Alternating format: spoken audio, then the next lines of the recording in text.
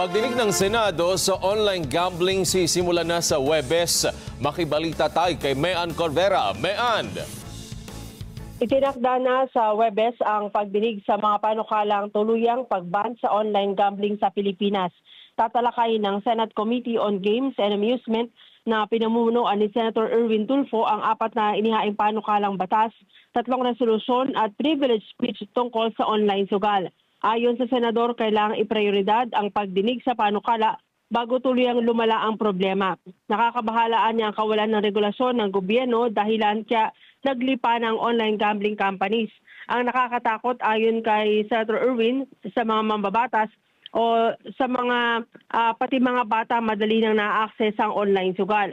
Kasama naman sa mga ipapatawag sa investigasyon ang mga opisyal ng gobyerno kabilang na ang Department of Finance, PAGCOR at iba pang pabor at tutol sa panukalang batas.